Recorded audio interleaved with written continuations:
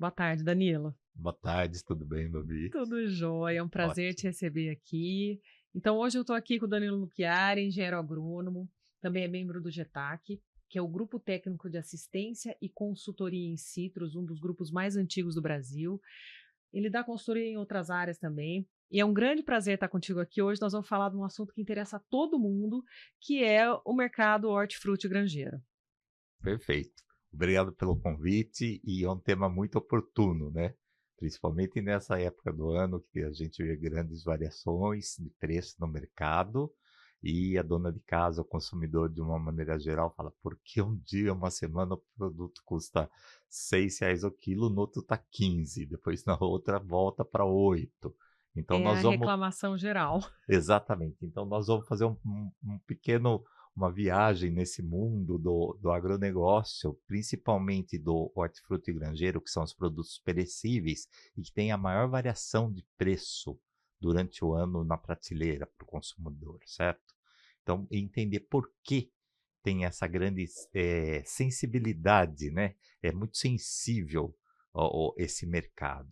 Então, vai ser fácil para a gente ter uma noção das variáveis envolvidas que ele apresenta e que levam ele a ter esse comportamento de mercado, tá bom? Perfeito. A gente tem vindo aí de diferentes, grandes variações de clima também, né? Então a gente tem passado aqui, a gente que está hoje no estado de São Paulo, a gente tem passado por um tempo bem chuvoso, né?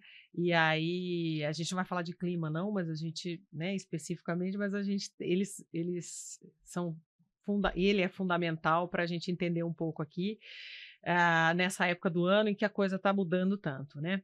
Bom, então, você explicou um pouquinho para a gente, vamos ver se eu entendi aqui, hortifruti granjeiro é tudo aquilo que é perecível.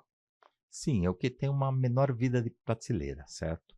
Que quando a gente fala daí de produtos de commodities, arroz, feijão, milho, soja, eles têm uma vida muito grande de prateleira, né? Não precisa de muita dificuldade de embalagem, de armazenamento, e daí eles são mais fáceis de guardar e comercializar.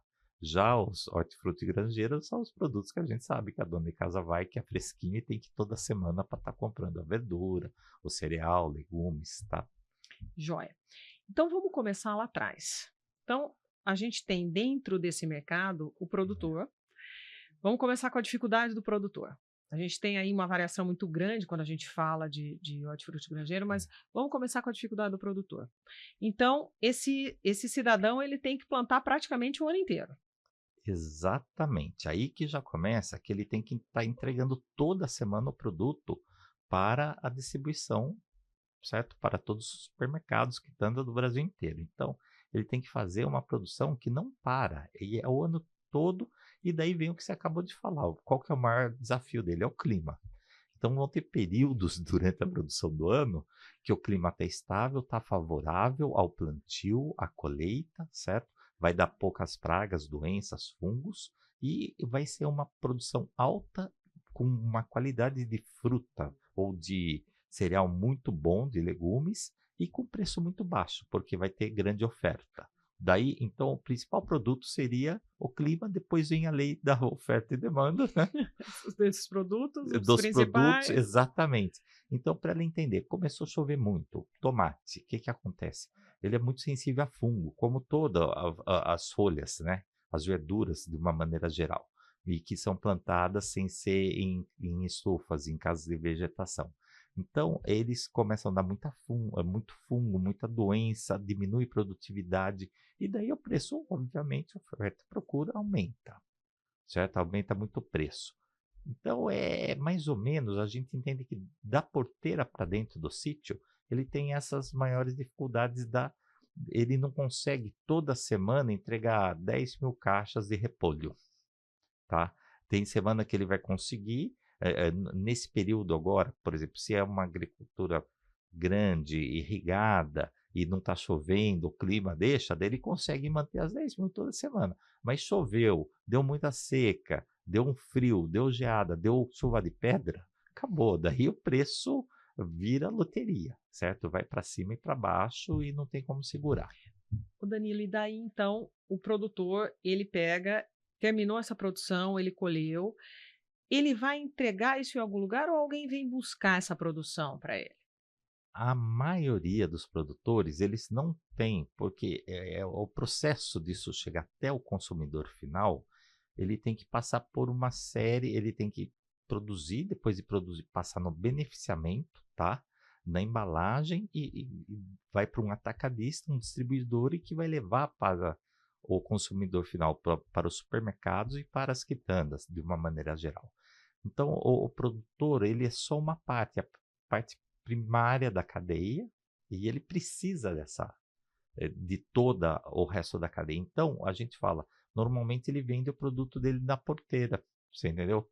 Ele produz e vai daí um intermediário, que é um atacadista de cereais ou de hortifruti granjeiros, compra dele, vai levar para uma casa de beneficiamento, onde ele vai pegar uma laranja, vai para um barracão de beneficiamento, vai separar as boas, as ruins, classificar por tamanhos, por tipos, né?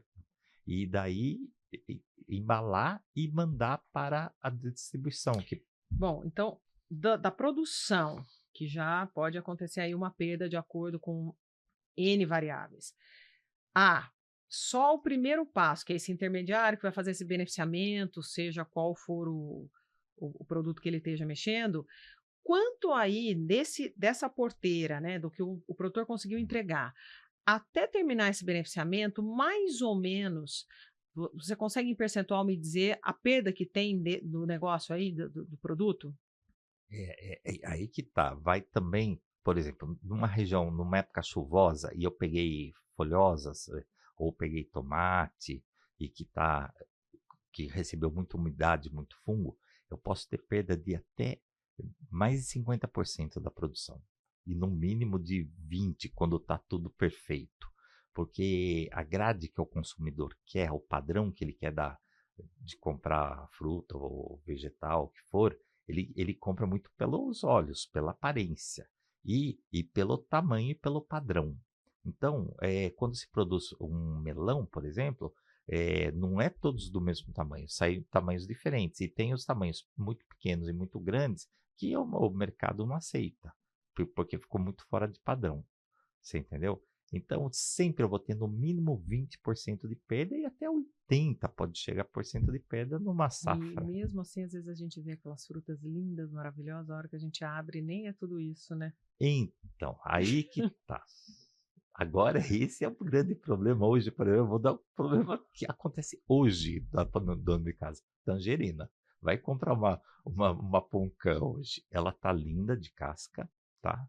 Só que o que que aconteceu nessa... Ela tá colhendo agora, e nessa safra que ela chegou na colheita, foi uma safra que teve 40% só do volume de chuva normal que era para ela ter. Então, ela veio numa safra de muita seca. O que que aconteceu com a Com fruto. poncã? Ficou, a gente chama isoporizado por dentro. Não tem sumo nenhum. Então, ele cresceu, tá lindo de casca, dá para pôr no mercado, só que é um produto que quem compra não consegue aproveitar, e é um produto também que, nesse caso, teria alguns hortifrutigranjeiros, batata, tomate, dá para a gente mandar para a indústria, que elas pegam esse produto que não dá na grade de qualidade para o consumidor consumir, que são as pontas que a gente fala, daí ele manda para a indústria. No caso dessa laranja, não serve nem para a indústria. Então, imagina o produtor, ele produziu, gastou, ele precisa pagar a conta dele, Claro. e ele teve uma fruta que saiu bonita, ninguém sabe o que tem por dentro. Não, não é fácil. Então, e isso acaba, sabe, até prejudicando o segmento todo dos citros, da comercialização, porque estão entregando um produto que não tem a qualidade que aparenta ter. É, eu É, imagino, né? é. Que, nossa, que pepino. E aí a gente tem uma próxima safra incerta ainda também, né? Exatamente. Tudo é o clima, a época que chove, a época da florada, se vai dar uma grande safra. E daí, vamos falar, ver o clima perfeito, ideal que o produtor quer, ele com certeza vai ter uma ótima safra com ótimas qualidades de fruto. Daí vai acontecer o que está acontecendo hoje com o caqui. Então o caqui tá uma maravilha. Deu caqui pra caramba. O que que aconteceu? Lei da oferta e da procura. Despencou o preço do Preço. caqui e hoje a mão de obra para colher o caqui está mais cara do que ele vai receber pela fruta. Então tem muito produtor que não tá, vai perder, deixar o caqui cair no chão e não vai colher.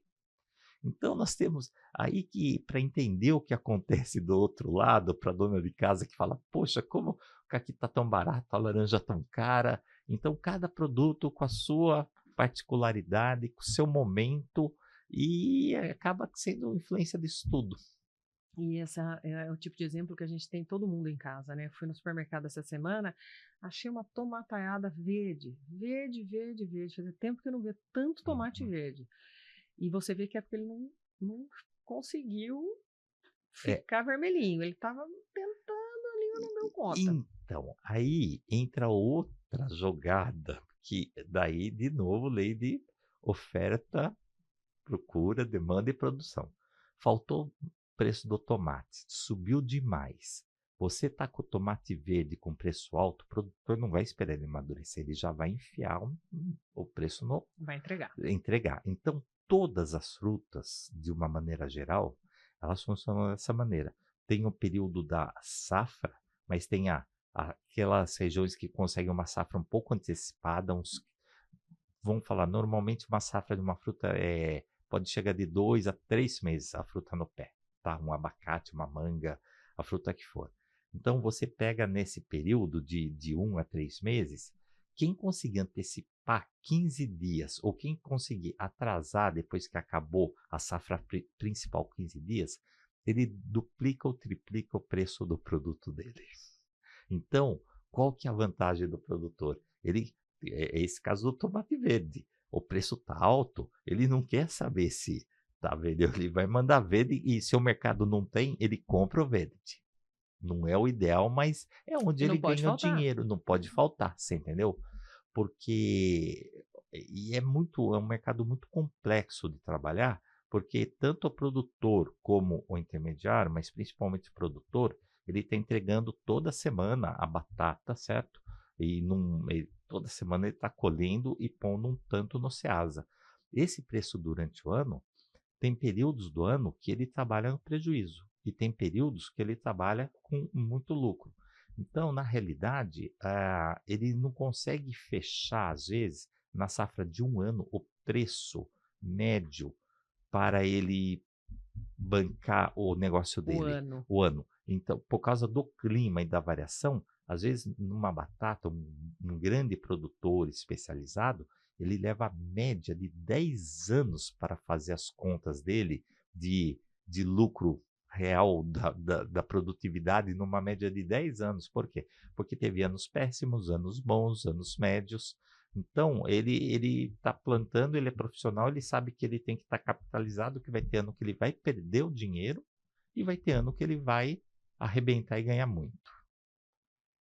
É um exercício para o coração também, né? Exatamente, porque é tudo alto risco, é clima. Então, voltando no que você falou primeiro, clima. Hoje, a maior dificuldade que o mundo tem com toda a nossa tecnologia é monitorar clima.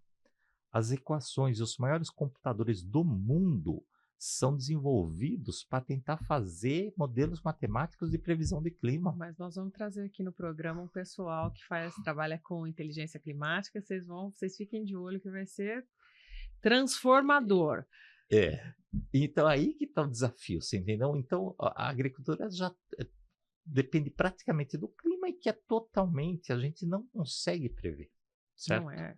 Então vem essa variação toda e então a gente fala, um profissional de uma determinada cereal, hortifruti granjeiro que seja, ele tem que sobreviver durante vários anos e ele entender do mercado que ele trabalha que é de alto risco e que não é só ganhar, ganhar, ganhar. E essa então é a dificuldade. E hoje a gente tem dentro dessa cadeia, né? Vamos continuar falando aqui de Brasil ainda, mas a gente tem dentro dessa cadeia também uma falha muito grande na parte de comunicação, do marketing dos produtos, né? A gente tem Tudo. tanto produto aqui, e muitas vezes você consegue. Outro dia eu estava vendo todo mundo viu, né? Que o pessoal do alho estava P da vida, que vocês não estão comprando alho brasileiro, você tem que saber qual que é o brasileiro, não sei o que, enfim. Mas realmente é um negócio muito difícil para quem não está principalmente dentro da área, É, entender alguma coisa do gênero, mas também não vamos falar do produtor, não, vamos falar que para mim a responsabilidade neste caso de hortifruti granjeiro é o pessoal de distribuição e final, né? Os supermercados e tal, que sim. fazem tanta coisa para tantos produtos, e na área do hortifruti eles são muito acanhados, né? Exatamente. O que que acontece? Vamos agora entrar exatamente na parte da distribuição que você está falando, certo? Saímos da porteira, entendemos o risco e agora nós vamos entrar na distribuição. O que que acontece com a distribuição? Ó, você tem que ver que o país está comendo todo dia e comprando todo dia. Então, vamos É falar, muita gente, né? essa logística e esse movimento, ele ficou muito grande. Então, vamos brincar um pouquinho da história, como que era São Paulo antigamente, essa comercialização lá na região do Mercadão Central, do gasômetro, o que que acontecia ali? Iam os caminhões das roças diversas, paravam lá, e iam os compradores e compravam. E aquilo lá abastecia São Paulo crescendo, era uma desorganização. Daí vem o Estado para ajudar, intervir na parte da logística da distribuição, tá?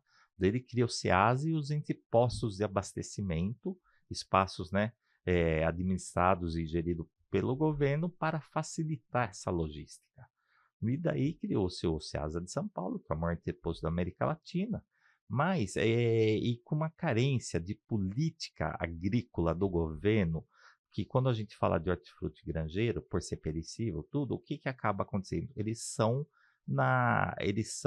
plantados no cinturão verde, próximo aos grandes centros de consumo, Claro. logística, facilidade, tudo, certo? E a turma se concentra nos grandes centros, que é essa região de São Paulo, aqui, Campinas toda, que produz muito, né? Jundiaí, Valinhos e Mogi das Cruzes, que abastece o Ceasa de São Paulo. E hoje, vamos estimar aí, mas por baixo, 50% do HF de Manaus, de Rio Branco, sai do Ceasa de São Paulo. Produto perecível, você entendeu?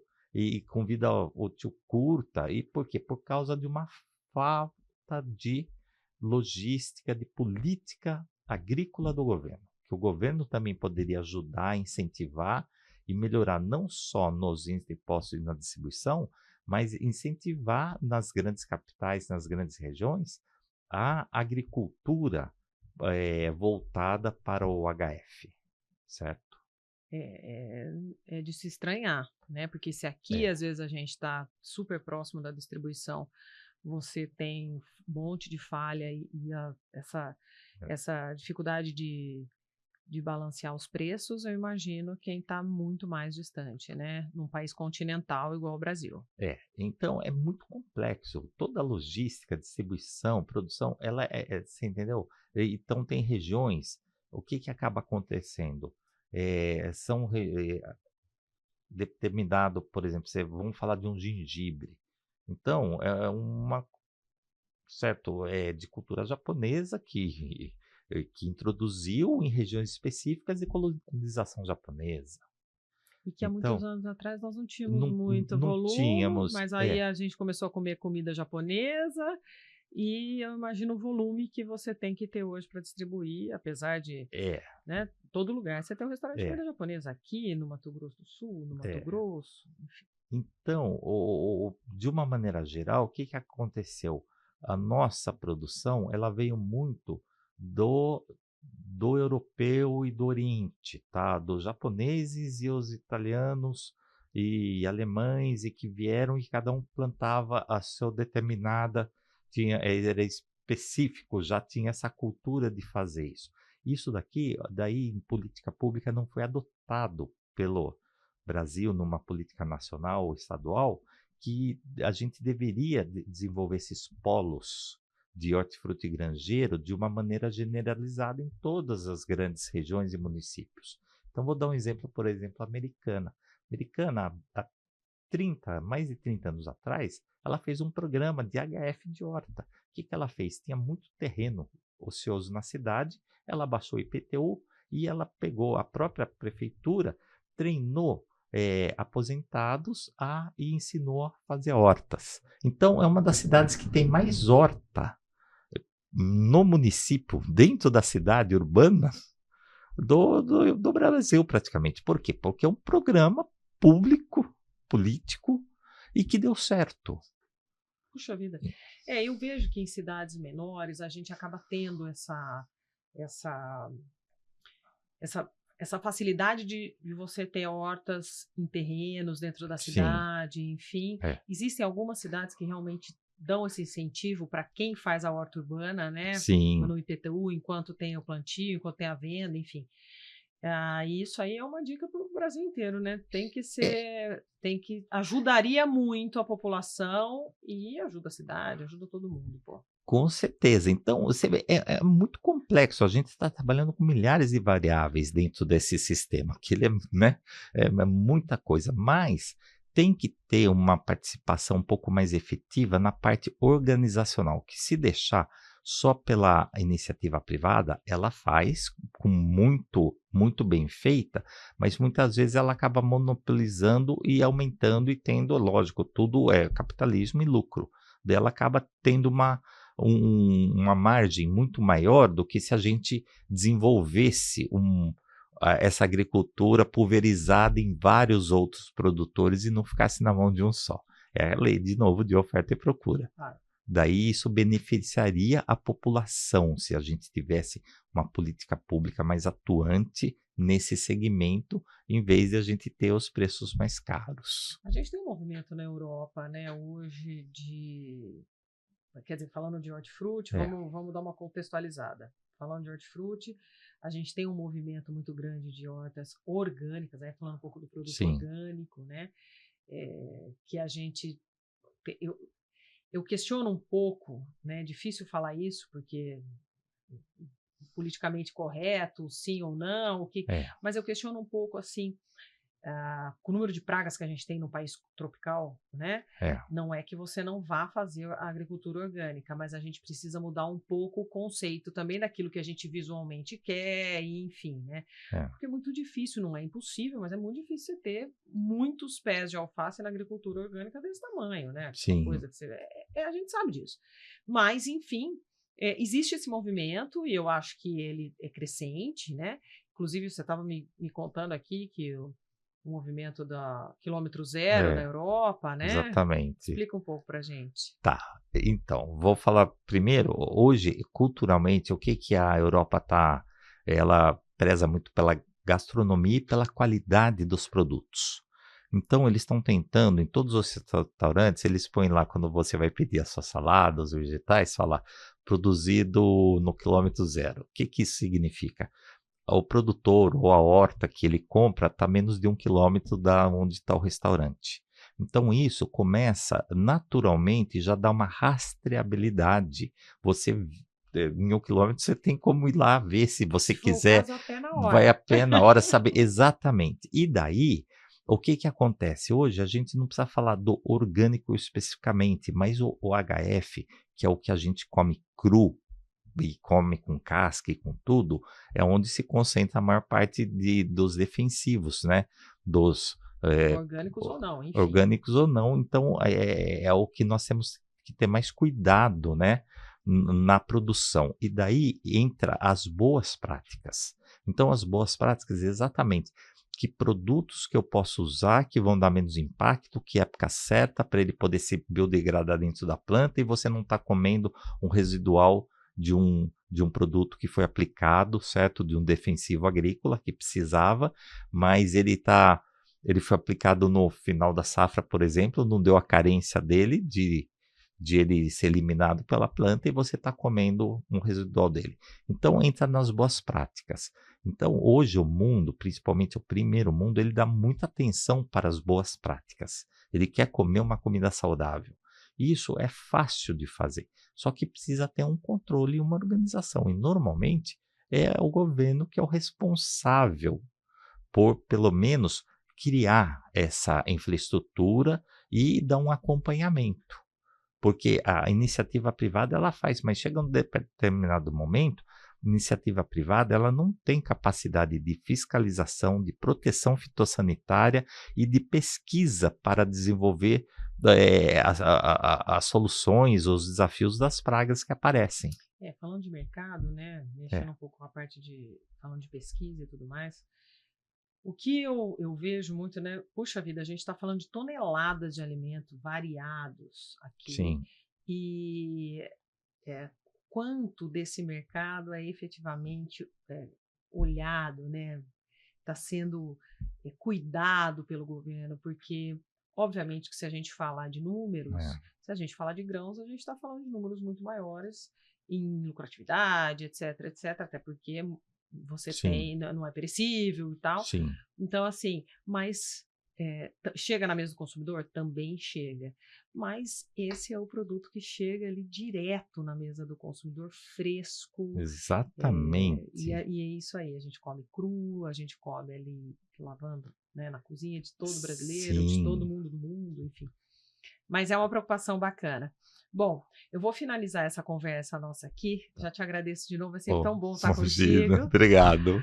Mas eu vou finalizar essa conversa aqui perguntando para você o seguinte, ó, nós vamos fazer aqui uma brincadeira de adivinhação. O que você acha? Então você disse para mim mais ou menos, estou falando só do mercado de laranja agora, tá? Que é um assunto que a gente vai ter bastante continuidade aqui no programa. O que você acha? O que você espera para o mercado de safra 24-25, porque a gente teve uma perda aí de uma média de 40%, eles escolheram 40% mais ou menos do que era esperado, enfim, se tinha aí, me corrige os números se eu estiver errada, mas se pudesse adivinhar, o que a gente espera para 24-25?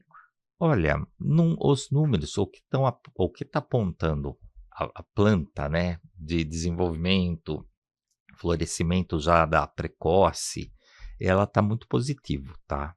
E o Fundecitrus e os órgãos que fazem as estimativas, a indústria, tudo, esperam que seja um ano bom de laranja, um ano que vá, de novo, repita aí os 300 milhões de caixa, certo? Mas durante a safra e a chuva que nós vamos ver ao final a resposta. Mas inicialmente é um ano que começou bem. Que bom. Que bom. Então eu te agradeço muito. Imagina. Vou te trazer aqui outras vezes que a gente ainda vai falar, vamos desmistificar a tal da fertirrigação. Vai ser outro assunto. Tá jóia, então. Obrigada, Danilo. Imagina, tá?